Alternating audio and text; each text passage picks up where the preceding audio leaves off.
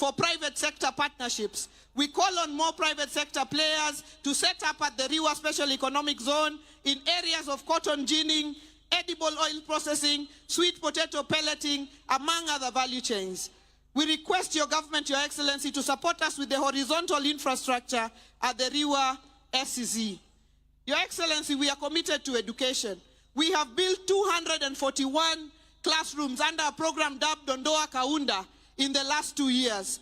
Our Fundi Mangula Vocational Training Scholarship, Fins to Swim Scholarship, and bursary program supports over 20,000 beneficiaries every year. We thank all our partners for their support across various sectors. Joturuawa mabor, tokendo wadi mabor. The construction of our new county headquarters in partnership with CPF is now nearly complete, and it will provide a one-stop shop for all government services, complete with a Huduma Center. This project is part of a broader vision to transform Homa Bay into a vibrant economic hub and a gateway to East Africa. We are relocating administrative offices to open up the lakefront for investment, tourism, and hospitality. Our larger vision is to have a Homa Bay city in a decade, the Cape Town of Kenya. Your Excellency, on behalf of the people of Homa Bay, let me thank you for appointing our sons, CS National Treasury, Honorable FCPA John Badi, and the PS Interior, Dr. Raymond Omolo, to critical dockets in your government. Your Excellency, let me celebrate our unity in progress. The success of Homa Bay has been achieved by working together. In our quest for development as captured in the ODM 10-point agenda. I thank you, Mr. President, and Your Excellency Baba, for coming together to ensure that no Kenyan is left behind through this broad-based arrangement. This is how we will tackle the challenges confronting us, by having everyone on board the Kenya prosperity ship, the men, the women, the youth, the persons with disability, the elderly, the marginalized, and all 47 counties. As we celebrate 62 years of self-rule, let us recommit ourselves to national unity, progress, and development. In closing, Your Excellency, I take this opportunity to warmly invite you all back to our county for the Devolution Conference in August 2025 and the World Food Day in October 2025. And tomorrow, as we host the Mashebeji Derby for the first time outside Nairobi at this same stadium, the home of Engineer Michael Olunga. God bless Homa Bay County. God bless Kenya. Ero uruka mano joturua. Ero uruka mano kuamrua kowelo. Makofi ya Governor tafadhali. Thank you, Your Excellency.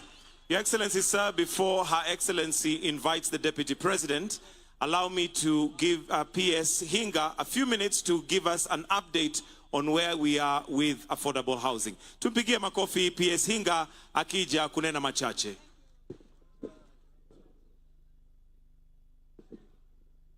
Your Excellency, the President, allow me to ride on the protocols already established.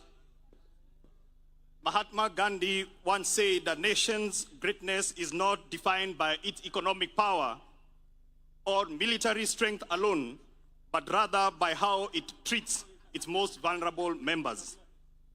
Another great, Nelson Mandela, says, "What matters in life is not the mere fact that we lived. It is what difference we make to the lives of others that will determine the significance of the lives that we lead." Your Excellency, as we celebrate Madaraka Day, we need to ask ourselves the question, 62 years later, are we free yet? I dare say that we are heading in the right direction because, Your Excellency, this morning or this afternoon, there are 3 Kenyans who represent a growing list of the new homeowners that you are going to present with their right to home ownership. Your Excellency, freedom from indignity, freedom from living in squalor, freedom from having to pay to use a toilet, freedom where someone doesn't have to pay 172% more for water. That is true freedom. Your Excellency, allow me to invite the three that represent the new homeowners. I have Damaris Adoyo Ochele. Damaris. Your Excellency, Damaris is a county administrator in the county of Homa Bay, and she is a homeowner. I would like to request that Your Excellency, you come in front with your permission so that you can be able to present her with her right to homeownership. Damaris, come on, tuwapigie makofi Damaris, tafadhali. Damaris, asante sana, utangoja hapo pia. Your Excellency, ngoja tu hapo. The next person I want to invite is Victor Okoyo. Victor ni yule jamaa unasema wa kubonyeza kompyuta dola inaingia. Victor is also able-bodied differently, and that means, Your Excellency, that we are still taking care of the most vulnerable people in our society. Victor is a new homeowner. Thank you so much. Makofi kwa Victor. Last but not least, we have Helen Osala. Your Excellency, that face I'm sure is familiar because Helen Osala is Mama Samaki. She is one of the ladies that had the pleasure of cooking for you fish the other day. She is a true testament of what you talked about bottom up. When you talked about you're going to build serikali na mama mboga na watu wa boda boda. Asante sana for dignifying Helen.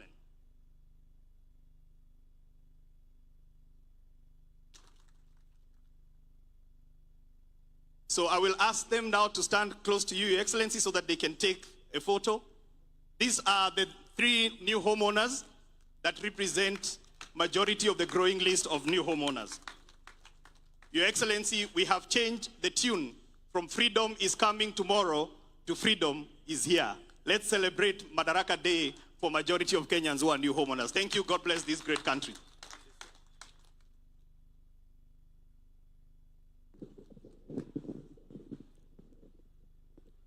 Your Excellency, allow me to invite now His Excellency, the Deputy President of the Republic of Kenya, Professor Abraham Kithure Kindiki. Jothurwa warwak jatelo.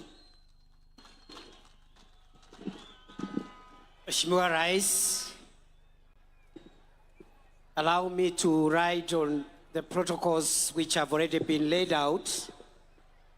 Mheshimiwa Rais, naomba kwa heshima kubwa, kabla sijakualika kwa sababu leo tungetaka tukusikie, naomba niambie wananchi Rais ameniuliza kwa heshima nimsaidie kwa kumuita rafiki yake, kiongozi wetu ambaye ni mwanasiasa ambaye amekuwa na ushawishi mkubwa sana katika siasa zetu za Kenya. And therefore, I feel greatly honored to request with a lot of humility His Excellency Raila Amolo Odinga to say jambo before I can invite the President. Wapi nduru ya baba jameni?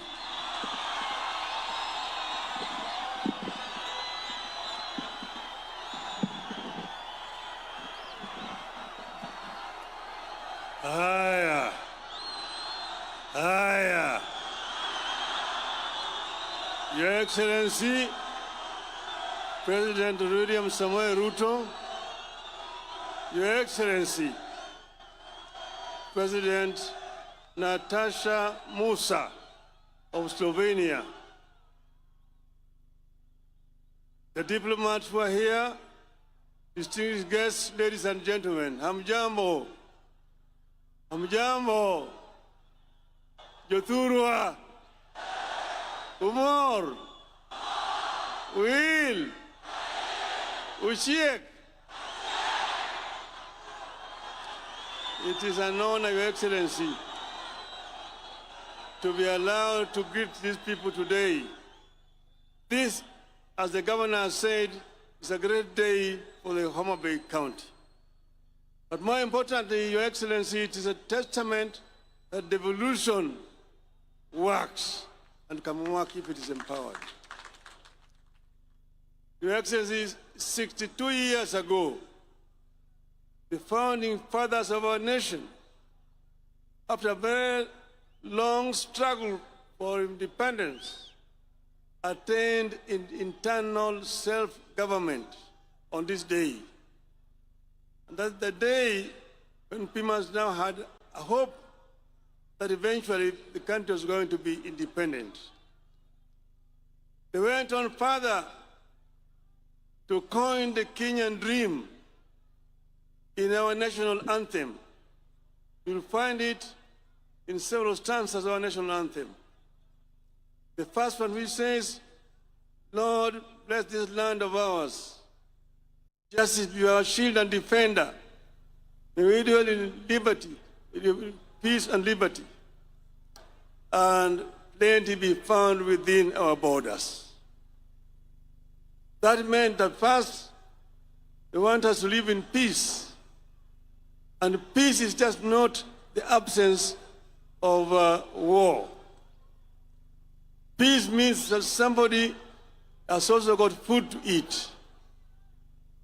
And they say that unity, people should be united without any discrimination on the basis of gender, on the basis of tribe, on the basis of religion, and on the basis of culture. This is what our founding fathers wanted. Your Excellency, at that time, they coined a constitution that had devolution in it, called Majimbo at that time. Over the years, Your Excellency, there were changes. Eventually, when we struggled, we brought back devolution in our constitution. This devolution, Your Excellency, has had several challenges. But I want to invite you, Your Excellency, to ensure that devolution works. Empower the devolution. Number one, by giving more resources coming down to the counties. Let the counties have sufficient resources so that they can be able to provide services to the people. And then there are also some services which were not devolved. But, Your Excellency, those services which are not devolved can be delegated. Delegated to be implemented by the county government. But, Your Excellency, I want to plead with you, do not resurrect provincial administration. Provincial administration is a relic of colonialism that has no place today in a free and independent Kenya. We want to see that the governors get sufficient resources to do their work. And then they are also going to be supervised by other institutions. We want also our members of parliament to continue to do their work effectively by representing, legislating, and oversighting the national government, but allow the development to be done by the county government themselves. Your Excellency, if we do this country is going to develop at much faster rate.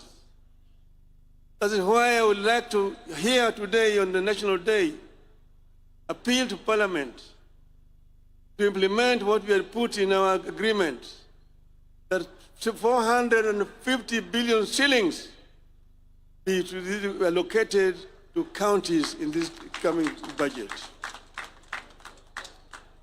Finally, Your Excellency, we have had several challenges. We have had a lot of issues. 2 years ago, we were on the streets. And even last year, they were on the streets, the Gen Zs. I saw that during the prayer breakfast recently this week, there was apologies that were being made. The Speaker and yourself, which is wonderful, as a first step to reconciliation. But then there's the issue of people who are injured, some people who died during that time. I want today to say that we should do compensation to families of those who died and those who are injured, so that we can have a closure to this chapter of our national history today. We want Kenyans to live in peace and in unity. Yothurwa. Unenogi wanenoni. Wija maber. Uroko welu. Amiari wani Yothurwa mondo riure kwa dhi nyime. Wange kumadwa dhi. Wange kumae, wange kumatimunadi. Kumadhi. Your Excellency, thank you very much. Long live Kenya. Asante.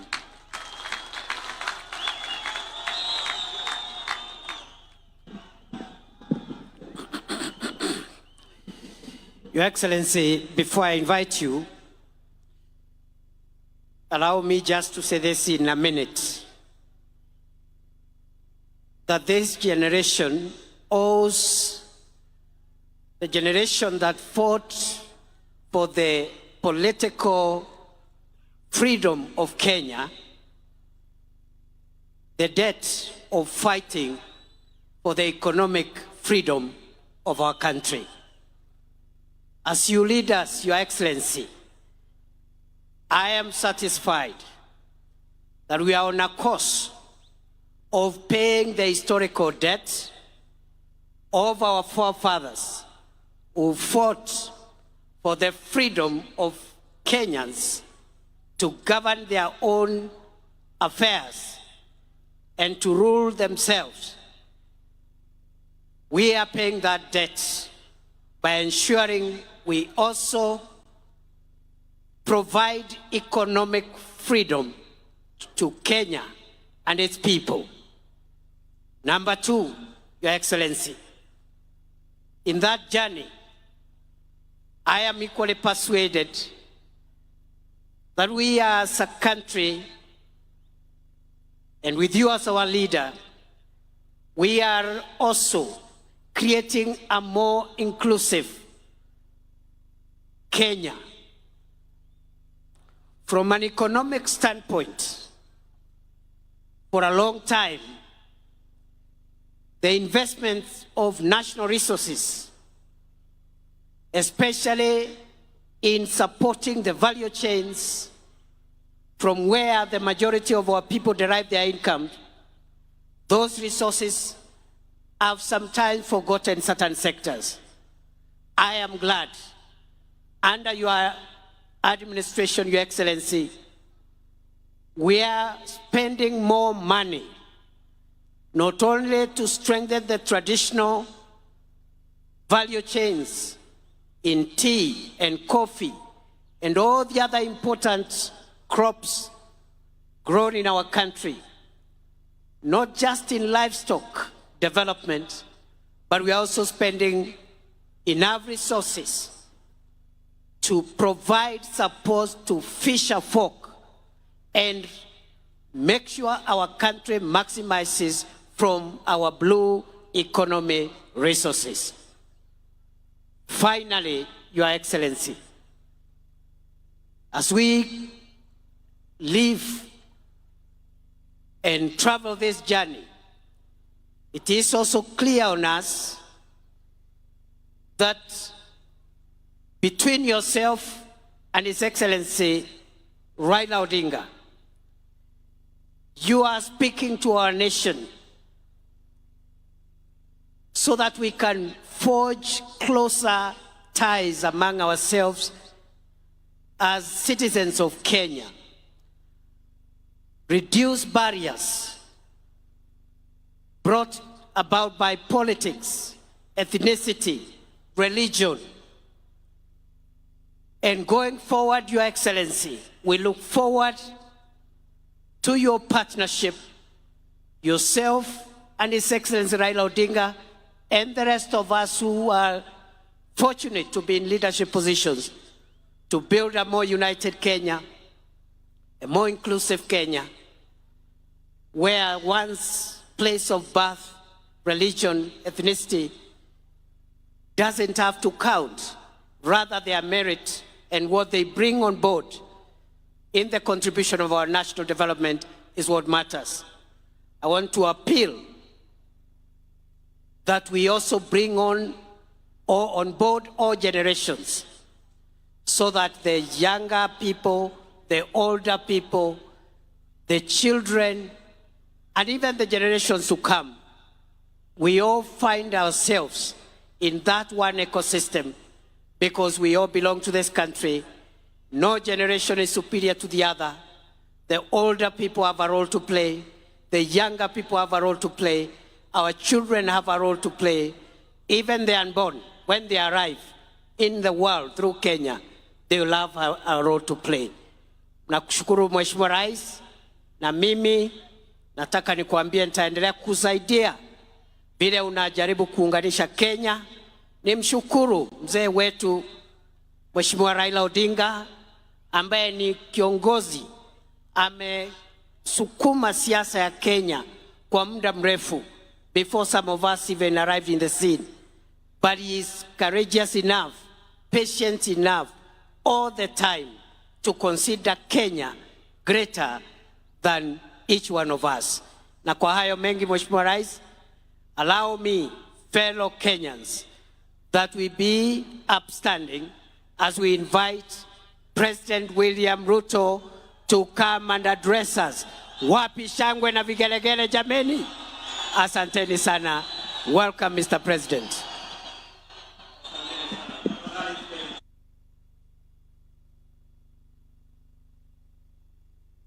Your Excellency, President Natasha Pirsi Musa from Slovenia, our special guest in this 62nd Madaraka Day here in Homa Bay. Your Excellencies, honorable members, distinguished guests, ladies and gentlemen, the great people of Homa Bay and Kenya, hamjambo. Homa Bay hoye. Amoso jodurwa. Jodurwa untie. Jodurwa umor. Jodurwa oil. Bwana Yesu asifiwe. Asanteni sana. Kwanza, kabla sijasoma taarifa yangu ya siku ya leo, in our midst, we have a friend of Kenya, a great lady who has paid us a visit.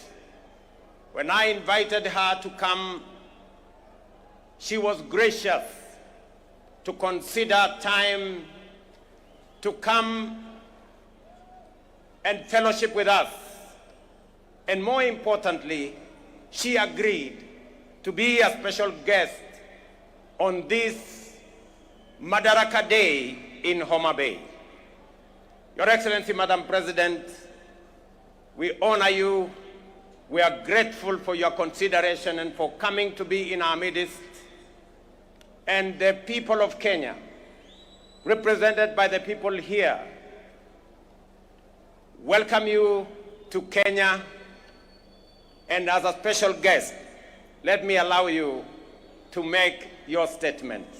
Tumkaribishe Mheshimiwa Rais na makofi jameni. Welcome, Madam President.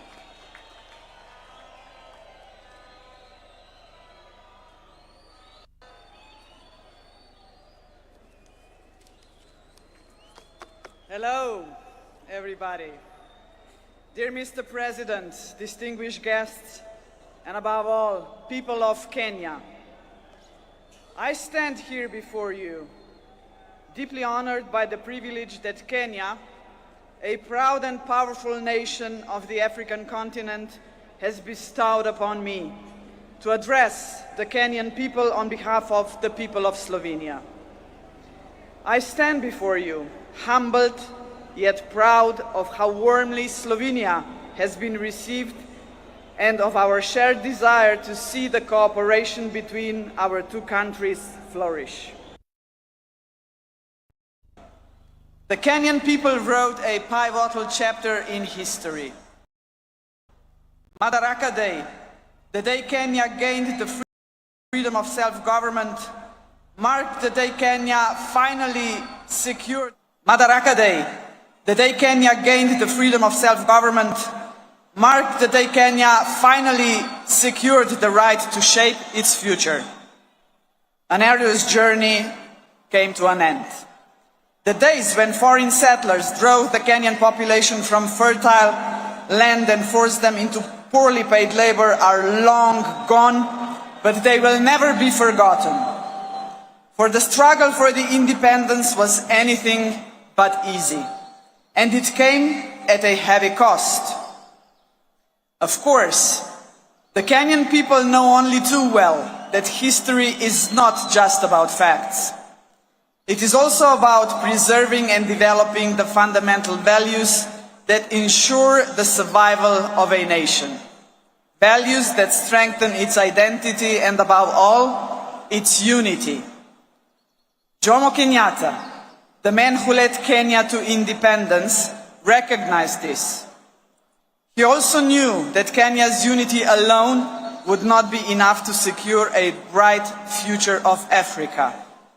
Africa must also unite. A strong Africa, ladies and gentlemen, means a strong Kenya. In this context, we must recall another milestone anniversary. The year 1945 not only marked the end of the Second World War. That year, 80 years ago, the Pan-African Federation was created. The founders of the Federation, including Jomo Kenyatta, sent a clear message to the world. 700 million people living under colonial rule and without rights had had enough. They demanded their place under the sun. One by one, the former colonies became sovereign and independent states, but the idea of African unity never faded, least of all in Kenya. What better proof of this vision than the most important project in African history to date, the creation of the African Continental Free Trade Area in 2018. Kenya was among the first countries to ratify the founding treaty.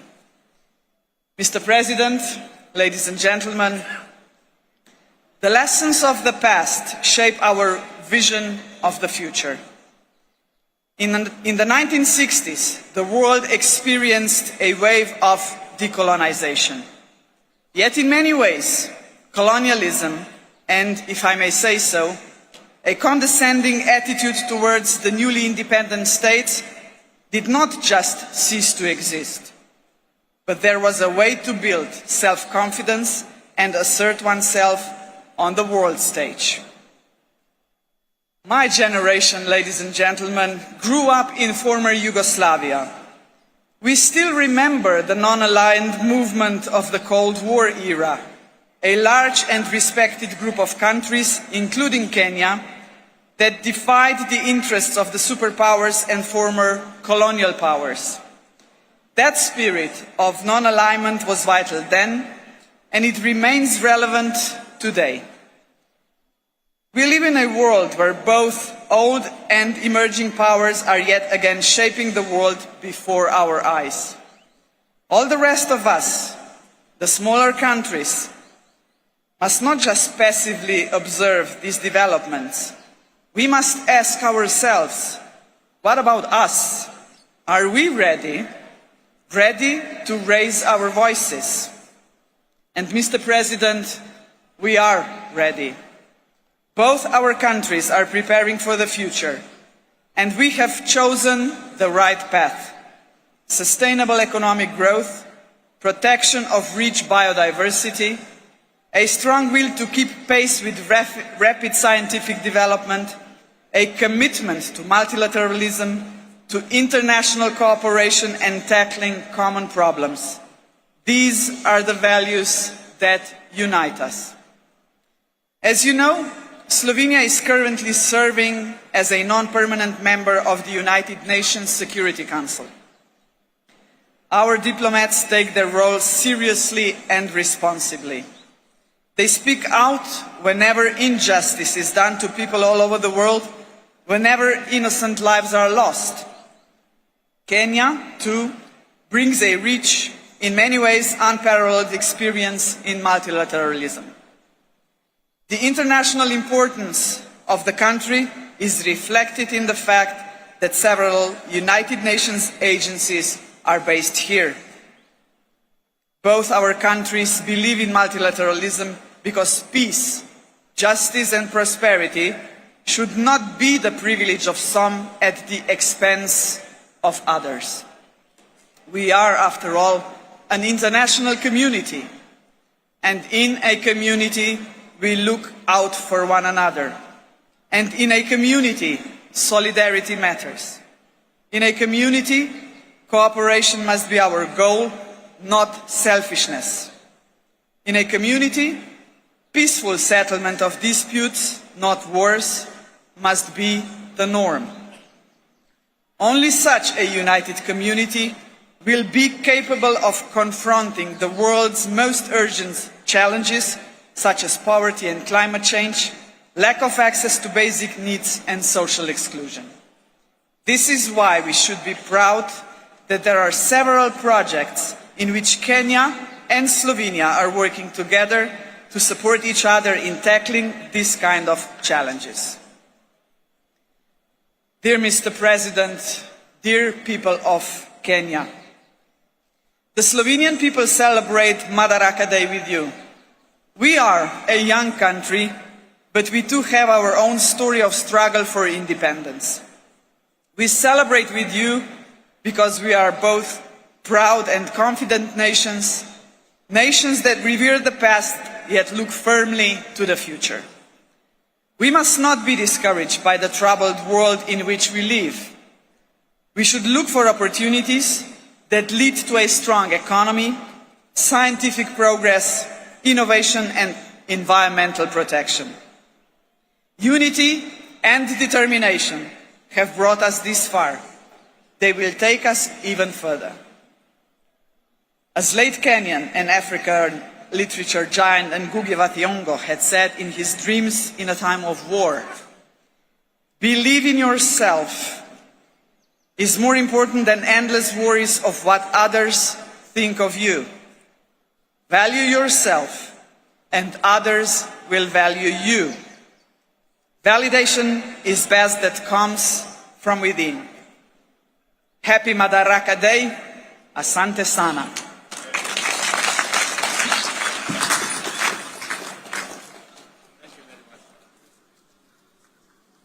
Thank you very much, Madam President. And thank you very much for that statement.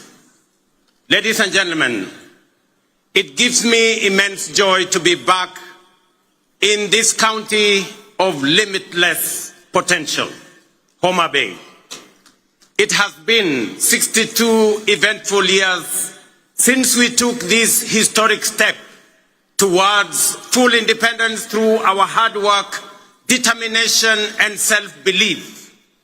We have defied odds, surmounted challenges, triumphed over adversity, and emerged as a modern democratic state whose government and economy are energized by the restless ambition of confident citizens. Our forefathers knew, as we do, that we, the people, are the foundation, the pillars, and the engine of this nation, and that only we can do the work of building the Kenya we want. More critically, we understand keenly that this country is our home, and we have no other. This is why, wherever they go all over the world, Kenyans never forget their homeland and vigorously contribute to nation building. We are acutely aware that although we have given a decent account of ourselves since the first Madaraka Day, we are quite far from where we ought to have reached. It is time for us to reflect on the state of our collective self-belief as a people, because without it, we lose all the opportunities that come with Madaraka. We all know that Kenya is not short of imaginative strategies and bold visions. In fact, so good are some of our plans that other countries have successfully implemented them and achieved impressive progress. Our biggest problem has always been one of implementation and execution. The faith to believe in our plans for change, the courage to execute, and the patience and focus to get it done. Some do not believe that we deserve the good that comes with positive change. Others think we are too poor or even in the wrong part of the world.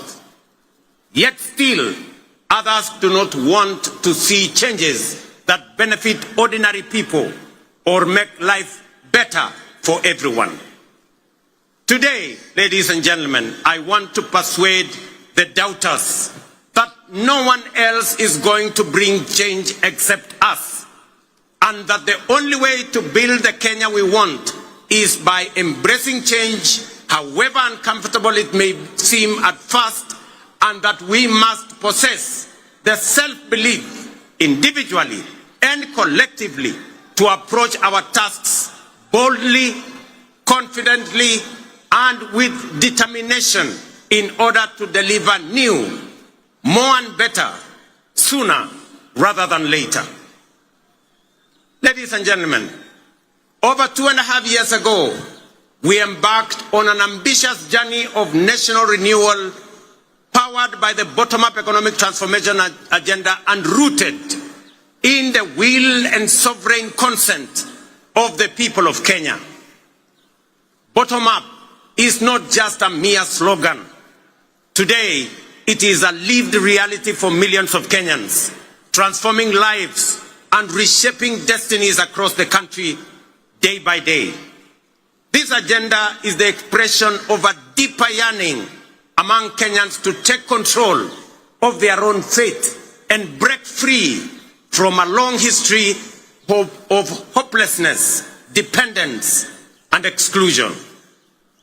This renewal of our commitment to deliver on the fundamental mandate of Madaraka is inspired by the enduring spirit of self-determination through which we vow to give ourselves not only what was denied us during colonialism, but also what every citizen and every human being deserves. That is liberty, dignity, security, and opportunity. Madaraka affirms our collective faith, shared across generations of Kenyan patriots, that through hard work, innovation, and resilience, our farmers, traders, young people, workers, and professionals will rise to the occasion. With the strength of our imagination and effort, we can and must transform this nation with the imagination of our own minds and the work of our own hands. I speak to you today with a deep conviction that our country is firmly on the path to stability and progress. We have weathered turbulent times, navigated serious challenges, and through courage, policy decisions pursued with resolve, we have not only stabilized our economy, but also charted a clear course to long-term prosperity. Since August 2022, Kenya has recorded an average annual growth of an average of 5%, outperforming the global average of 3.3% and the regional average of 3.8%. Just last month, the International Monetary Fund projected our GDP to reach US $132 billion. That is 17 trillion Kenya shillings, making us the largest economy in our region and the 6th largest economy in our continent. At the same time, inflation has declined sharply from 9.6% in October 2022 to 3.8% in May this year, well below our target of 5% and bringing welcome relief to households and businesses. This reflects the strength of our economic fundamentals and the impact of our bold reforms. During the same period, the shilling appreciated by nearly 20% against the US dollar, from Kenya shillings 162 to Kenya shillings 129, making it one of the best performing currencies in the world. The central bank rate has decreased from 13 to 10%, lowering the cost of borrowing and spurring private sector activity. Additionally, our foreign exchange reserves now stand at US dollars 10 billion, extending our import cover from 2.5 to 4 months. Ladies and gentlemen, the affordable housing program stands as a powerful symbol of the socio-economic transformation underway across Kenya. Last week, I had the privilege of handing over keys to the first 1,080 social housing units in the new Mukuru estate in Nairobi. As I said then, while it was a life-changing moment for the new homeowners, it was equally one of the most profound and consequential days in my political career to witness how a deliberate government policy can uplift lives, restore dignity, and offer hope to communities that have long lived on the margins of our society. Vulnerable, forgotten, and neglected.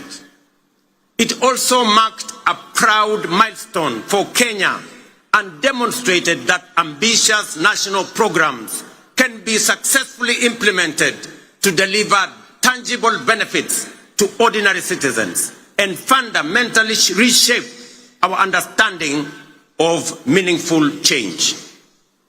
To see families move from the hardship of overcrowded slums to the relative comfort of permanent homes, complete with electricity, running water, and clean cooking gas, was a powerful reminder of what pro-people policies can deliver and the great things we can achieve together when we focus our thoughts and energy on possibilities and action rather than obstacles and doubt. A little over 2 years ago, many were skeptical when we said that ordinary Kenyans can begin owning homes through a rent-to-own model using the same amount they pay in rent. Today, that bold promise is being fulfilled. We saw the joy of Cherusha Mudhoni, a mother of 3, grandmother of 4, and second-hand clothes trader from Mukuru kwa Ruben as she stepped into her new home. Here in Homa Bay County, the county of limitless opportunities, just 2 days ago, I had the pleasure of handing over keys to the first occupants of 110 affordable housing units at Boma Yangu Housing Estate right here in Homa Bay. Among the new proud homeowners, some of whom are with us here today, were Kennedy Otieno Odede, a border writer, Helen Atieno Osala, a mama samaki at the new modern fish market here in Homa Bay, Geoffrey Othiambo Nyasuda, a Jua Kali fabricator, and Vincent Ocheng Onyango, a security guard. The journeys of new homeowners like Cherusha Mudhoni in Mukuru, Kennedy Odede here in Homa Bay, and thousands of others across the country, from the dehumanizing squalor of informal settlements to the security and pride of permanent homes, stand as a powerful testament to the transformative promise of bottom-up empowerment. They prove that with vision and resolve, courage and conviction, we can lift even the most forgotten among us into lives of dignity, hope, and limitless possibility. Ladies and gentlemen, if you didn't understand what we meant by bottom-up, now you do. If you didn't believe, now you believe. And if you thought it was a fantasy, as contributors to the housing levy, you are now witnessing and making history that will be remembered for generations to come in the history of Kenya. We are firmly on course to delivering 150,000 housing units under the Affordable Housing Program, which have been under construction since September 2022, with 11,000 units already available for occupation. Very soon, I shall be handing over keys to new homeowners in Bahati, in Nakuru, in Elbakon, in Nakuru, in Mabera, in Kuria West, in Mgwen, in Nandi, in Milimani, in Kakamega, and also in Vihiga counties, Nanyuki, and many others across the country. The bottom-up transformation is reaching every corner of Kenya, leaving no one behind. Beyond providing dignified shelter, this transformative program is driving job creation, having already generated over 250,000 jobs. It is nothing short of a nation-building revolution, uplifting lives, growing businesses, and redefining the future of work and urban living in Kenya.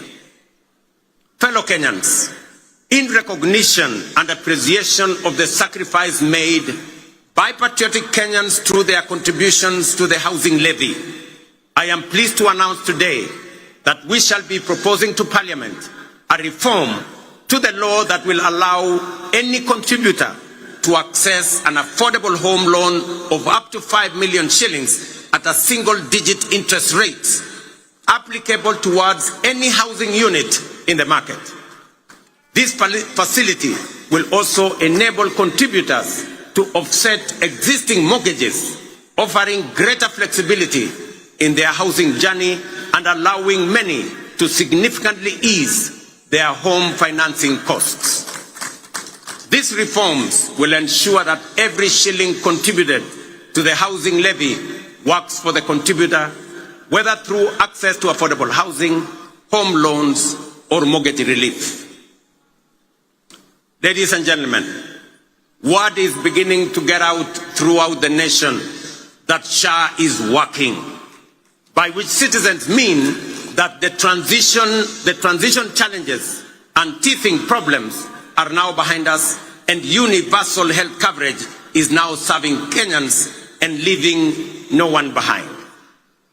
Since the rollout of Taifa Care in October 2024, 23 million Kenyans have so far registered with the Social Health Authority, a resounding vote of confidence in our reformed healthcare model. We are now recording an average of 50,000 new registrations every day, a clear testament to the fact that Kenyans have embraced a system designed to guarantee access to quality, affordable, and dignified healthcare for all of us.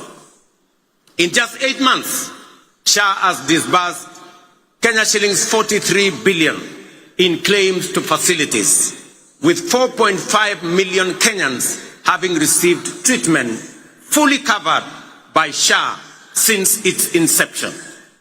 For the first time in Kenya's history, under SHA, citizens can access free emergency services in all facilities funded by the government through the Emergency Critical and Chronic Illness Fund.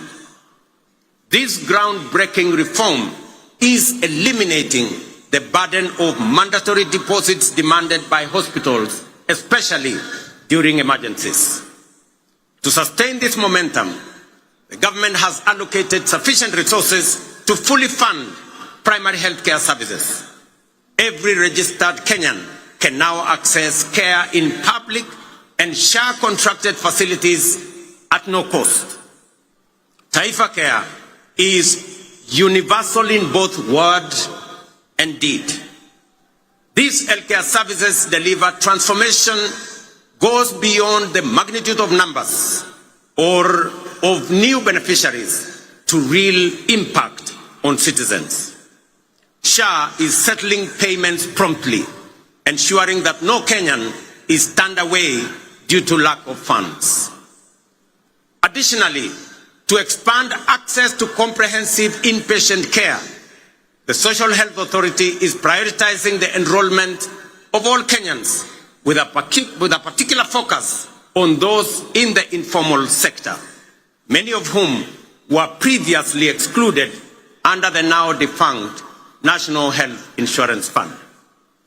Although informal households account for approximately 80% of the population, they have historically faced significant barriers to access health insurance. So far, 1.7 million informal sector households have successfully enrolled and paid for social health insurance, a record achievement representing the highest number of informal sector enrollment in a single year in the history of Kenya. To address persistent challenges such as irregular premiums and other contributions among informal sector workers, we are introducing an innovative and inclusive payment solution called Lipa Sha Pole Pole or Lipa Sha Mos Mos. This initiative enables Kenyans to remit their annual SHA contributions through flexible, manageable installments, whether monthly, weekly, or even daily, based on their financial ability. It ensures families maintain continuous health coverage without financial strain, while simultaneously promoting the sustainability of the health insurance fund. Lipa Sha Pole Pole has been made possible through a strategic partnership between the Ministry of Health, the Ministry of Cooperatives and MSMEs, mobile network operators, and financial institutions through the Hustler Fund. The system is simple and accessible to citizens. Citizens can dial *147# and follow the prompts to enroll and begin their contributions immediately. In addition to enhancing access to health insurance, we have prioritized the availability of essential medical equipment in public health facilities, moving away from the previous managed equipment services model, which placed maintenance and service delivery responsibilities solely on county governments. We have adopted a more efficient approach under the National Equipment Supply Program. Under this new model, the national government, working in collaboration with county governments, engages directly with equipment manufacturers and suppliers to deploy critical medical equipment based on county-specific needs. Payments are made on a fee-for-service basis, aligned with the gazetted SHA tariffs. This output-based financing mechanism ensures that facilities are reimbursed only for actual services rendered, thereby enhancing accountability and guaranteeing the availability, functionality, and quality of medical services across public health institutions in our republic. I urge every Kenyan to take charge of their health by enrolling with the Social Health Authority so that together we can end the heartbreaking cycle where families are forced to auction their livestock, sell their land, or part with their life's possessions just to afford medical care. No Kenyan should choose between life-saving treatment and their dignity. Let us unite to build a healthcare system rooted in dignity, equality, and compassion, a system where access to care is a right, not a privilege for a few. Ladies and gentlemen, you will agree with me, fellow Kenyans, that the remarkable progress we are making in both affordable housing and Taifa Care has been made possible by the solidarity, trust, and commitment with which Kenyans have participated in and contributed to the realization of radical positive change on an unprecedented scale. The evidence before us of real progress with real impact on people's lives should encourage and inspire us to do even more together with greater confidence and to turn Kenya into the country we all aspire to belong. I extend my deepest gratitude to millions whose housing levy contributions are restoring dignity to fellow citizens who may never have had a dream of owning a decent home. I also thank all who support SHA and are helping us turn our vision of universal health coverage into a lived reality for millions across our country. Ladies and gentlemen, through strategic investments in agriculture, we are accelerating both growth and resilience in the sector. Fertilizer subsidies have boosted food production by 50%, while reforms in the coffee and sugar sectors have revived local industries, enhanced farmers' incomes, created jobs, and reinvigorated rural economies. Today, milk farmers are earning an average of 50 shillings per litre, up from 35 shillings 2 years ago. Coffee farmers are now earning up to 150 shillings per kilo, a remarkable increase from an average of 65 2 years ago. Tea earnings rose from Kenya shillings 138 billion in 2022 to 215 billion in 2024. Sugar production surged from 490,000 metric tons in 2023 to 815,000 metric tons in 2024, enabling us to reduce sugar imports by 70%, while increasing farmers' earnings from 50 billion to 90 billion. We have intervened with consistency and focus to ensure sugarcane growers receive fair returns for their deliveries and that they get paid in full and on time. To anchor these gains sustainably, we must recognize that increasing the efficiency of milling plants is central to farmers' interests. Efficient mills are more profitable and offer farmers optimal returns. Conversely, outdated mills, some of which run on plants that are over 50 years old, recover only 1 ton of sugar from nearly 20 tons of cane, shortchanging our growers and robbing them of their sweat. In this connection, the recent competitive leasing of 4 state-owned factories, Nzoia, Chemelil, Sony, and Moroni, is another strategic step to inject efficiency, restore profitability, and safeguard farmers' livelihoods. Our goal is to modernize the mills, ensure prompt payment to farmers, workers' salaries and wages, and transform these once struggling factories into productive and sustainable enterprises. For years, these factories were a financial burden on the exchequer, surviving only on repeated taxpayer-funded bailouts while failing to pay farmers and workers. The government of Kenya has acknowledged its limitations in managing these mills. Let it be clearly understood that neither the factories nor their assets, including land, have been sold.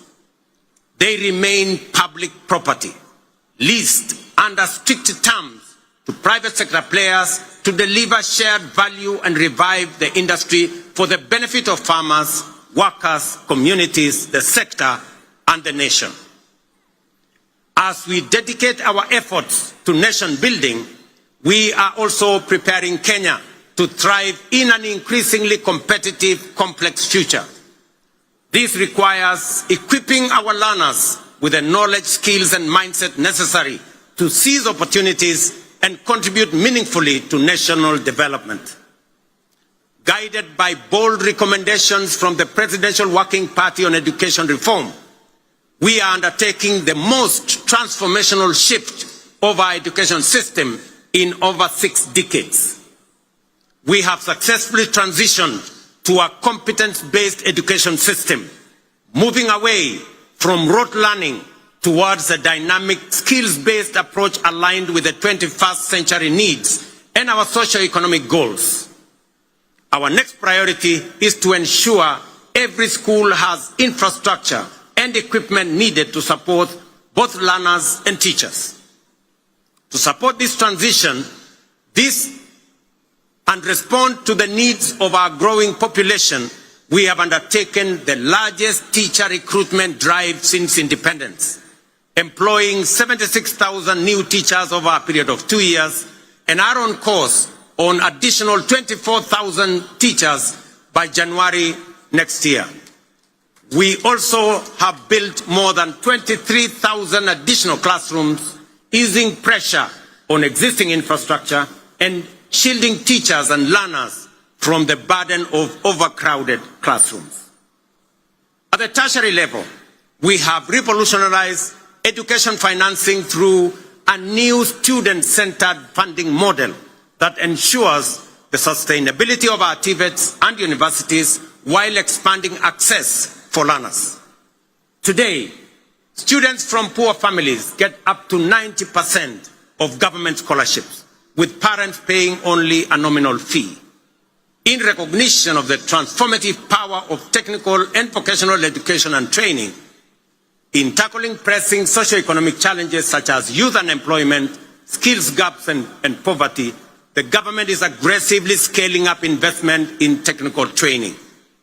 TVET colleges enrollment is set to grow fourfold from 500,000 last year to 2 million by the end of this year, equipping a new generation with skills and knowledge needed to drive Kenya's industrialization, innovation, and economic competitiveness. Ladies and gentlemen, to further empower ordinary Kenyans and small businesses with affordable credit, the Hustler Fund has supported over 25 million borrowers, disbursed 70 billion, and mobilized 4.5 billion in savings. It has also introduced a revolutionary credit rating system that is transforming access to finance for millions who were previously excluded from the formal financial system. The Hustler Fund credit rating system is designed to offer fair and transparent assessment of creditworthiness. It serves as an alternative form of soft collateral for individuals at the base of our economy, the historically excluded majority who lack access to formal financing guarantees such as payslips, title deeds, or other traditional forms of collateral. To date, over 4.5 million beneficiaries with strong credit scores have been qualified for increased loan limits. Notably, 400,000 of them are now eligible for loans of up to 150,000 without any other collateral except their credit score, bringing them into direct engagement with commercial banks. This effectively integrates them into the mainstream financial system, unlocking greater economic opportunities for them. As part of this financial empowerment program for those at the base of our economy, I am pleased to announce that in recognition of the immense potential of our young people, their critical role in the economy, and their capacity for creativity and innovation, the government of Kenya has partnered with the World Bank to roll out the 20 billion National Youth Opportunity Towards Advancement Project, commonly known as NYOTA.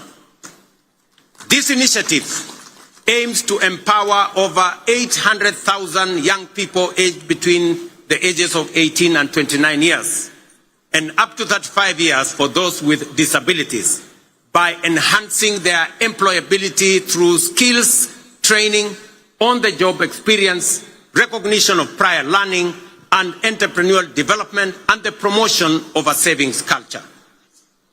The NYOTA project leverages the Hustler Fund platform and has already attracted over 1 million applicants for its business support component. This initiative targets at least 70 young people in every ward across Kenya, offering grant funding, business training, and market linkages. We have committed 5 billion Kenya shillings in grants to support 100,000 young people. Each will receive Kenya 50 shillings grant in seed capital to start their entrepreneurial journey by August this year.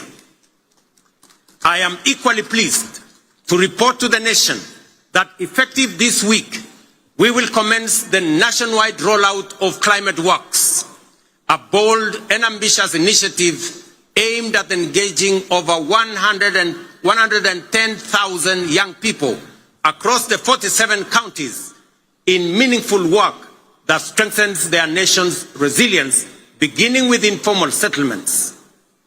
Launched last year in Nairobi, the program has recorded significant success and is now being expanded to the remaining 46 counties. Structured as a social protection program, Climate Works will engage youth to deliver vital public goods, including the construction of roads, the planting of trees, and the improvement of environmental sanitation within their localities. Through Climate Works, we are not just offering a paycheck for today. We are providing financial relief and a bridge to future opportunities, enabling young people to pursue their next steps, whether in launching a business, furthering their education, or stepping into long-term employment. So, vijana wa Homa Bay, mujipange, kuanzia next week, ile ilikuwa inaitwa kazi mtaani, sasa itaanza Kenya mzima, na vijana 110,000 watapata nafasi ya kushiriki katika kazi hiyo. Ladies and gentlemen, the blue economy is a central pillar of the bottom-up economic transformation agenda with vast potential for job creation, food security, revenue generation, and rural development. Many nations have leveraged their marine resources for prosperity. It is time for Kenya to do the same. That is why this Madaraka, themed around the blue economy and maritime affairs, is being marked here in Homa Bay, the bay of endless opportunities. When we speak of unutilized opportunities and untapped potential in the blue economy, Homa Bay in many ways mirrors the promise of Kenya itself. Kenya has the capacity to become a maritime powerhouse. It is time to act, time to do something bold, ambitious, and transformative with this opportunity. Recognizing this opportunity, the government of Kenya is prioritizing the blue economy as a key frontier for national socio-economic transformation. We are making deliberate and strategic investments in sustainable fisheries across lakes, dams, and oceans. A flagship initiative is the Kabonyo Fisheries and Aquaculture Services and Training Center of Excellence in Nyando. Once operational, it will produce 7 million fingerlings quarterly to restock Lake Victoria and drive research, training, and innovation. The facility will house a Nile Perch Innovation Center, an Aquaculture Resource Center, and the Kenya Fishing School, positioning Kenya as a regional aquaculture leader. Similarly, the Sagana Aquaculture Center is being modernized to serve as a national breeding hub to warm water species like Nile tilapia and African catfish. These initiatives will boost aquaculture productivity, improve nutrition, and expand livelihoods, aligning with Kenya's Vision 2030 and the bottom-up economic transformation agenda to expand fish farming into arid and semi-arid regions. In Mount Kenya's highlands, the Kikanjo drought hatchery is being upgraded to resolve issues like fingerling shortages and high costs, ensuring trout farming remains viable in cooler regions. At the coast, the National Mariculture Research and Training Center in Shimoni, under the Kenya Marine and Fisheries Research Institute, is cultivating maritime species like milkfish, mud crabs, seaweed, oysters, and prawns. This initiative aims to create jobs and improve livelihoods for about 200,000 people across 5 coastal counties. The development of Liwatoni and Shimoni fishing ports will further expand deep-sea fishing capacity to 24 vessels, fully unlocking our maritime potential. We have completed 7 modern fish landing sites on the Indian coast and 3 on the shores of Lake Victoria. Additionally, 5 more landing sites are under construction in the coastal counties of Kwale, Mombasa, Kilifi, Tana-River and Lamu at the cost of Kenya shillings 1 billion. Due for completion by September this year. 9 new landing sites are also planned around Lake Victoria, in Kisumu, Busia, Siaya, Migori, and Homa Bay, with a budget of Kenya shillings 1.5 billion. To strengthen the fisheries value chain, we are also building modern fish markets with cold storage and hygiene facilities. In the coast, markets are being constructed in Likoni, Malindi, and Kibuyuni. In Turkana, we are developing markets in Kalokol and Lowerangak, alongside fully equipped landing sites in Kalokol and Loyangalani. Collectively, these investments aim to cut post-harvest fish losses, currently estimated at between 30% and 40%, and create new economic opportunities for women and young people. The blue economy currently contributes 36 billion to our economy, which is only 0.6% of our GDP, but has the potential to contribute Kenya shillings 400 billion through both capture and culture fisheries. To meet this rising demand and ease pressure on wild stocks, we are promoting cage farming in Lake Victoria. As of 2024, over 4,000 cages have been established in Kisumu, Siaya, Homa Bay, Migori, and Busia, producing 12,000 metric tons annually, mostly of Nile tilapia. Ladies and gentlemen, over the past 2.5 years, we have constructed 1,800 kilometers of new tarmac roads and maintained over 134,000 kilometers, surpassing our targets, unlocking markets, empowering rural communities, and supporting key sectors such as agriculture and housing. Discussions have been concluded on the extension of the standard gauge railway from Naivasha to Kisumu and onward to Malaba. Additionally, by July this year, construction will commence on the dual carriageway from Rironi to Mau Summit, eventually extending through Eldoret to Malaba. Ladies and gentlemen, as we often say here in Kenya, any time is tea or coffee time, which explains why instant coffee is a favorite for many. Yet we must all agree that while instant coffee is good, there are no instant solutions to the enduring and demanding tasks of nation building. Real change takes plans, persistence, and discipline. Promises must be followed by action and the willingness, discipline, and grit to do what is necessary day by day.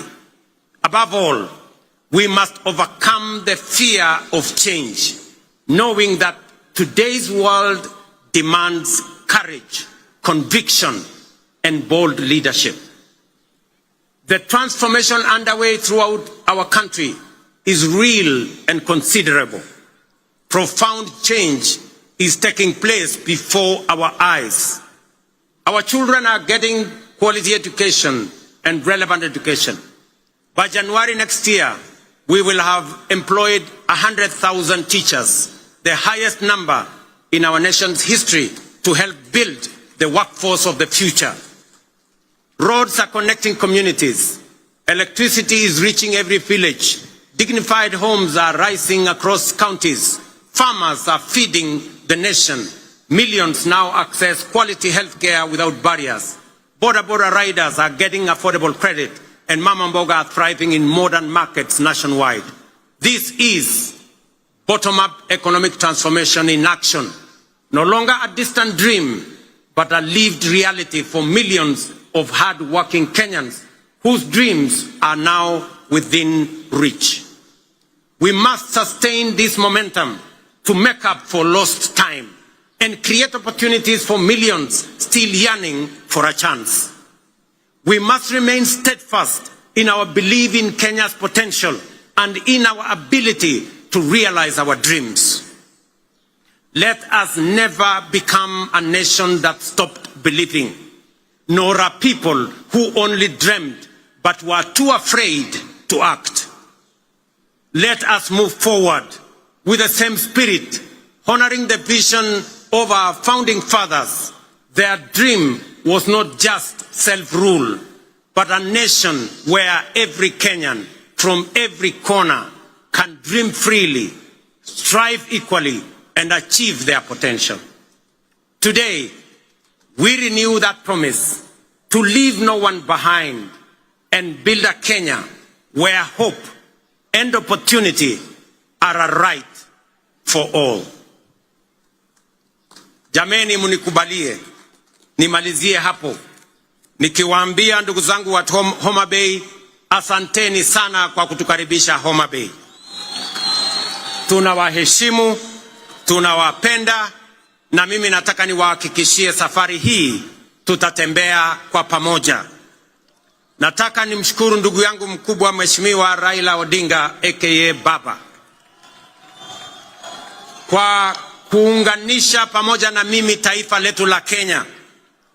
Tuondoe siasa ya chuki na ukabila na mambo ya kisirani. Tuwaweke watu wa Kenya pamoja kwa sababu umoja ni nguvu. Ndio muimbaji mmoja hapa akatuambia, one waonge wasiwasi, one waonge watch, one wachodho mana teach. Alisema hakusema? Nirudie. One waonge wasiwasi, one waonge watch, one wachodho mana teach. Kwa Mheshimiwa Kindiki na Mheshimiwa Raila pengine hamuelewi hiyo lugha, inamaanisha hatuna wasiwasi, hatuna midomo mingi, tunachapa kazi. Ile kazi bila break ndio tunachapa. Ni kweli ama si kweli, watu wa Homa Bay? Tuendelee ama tuendelee? Mimi nasema asante sana. I thank you all. God bless you. God bless our great country Kenya. Thank you very much. Asanteni kwa heshima. Naomba sote tusimame kwa wimbo wa taifa na wimbo wa Jumuiya ya Afrika Mashariki. Waliovalia vyepeo visio rasmi tuweze kuzivua tafadhali.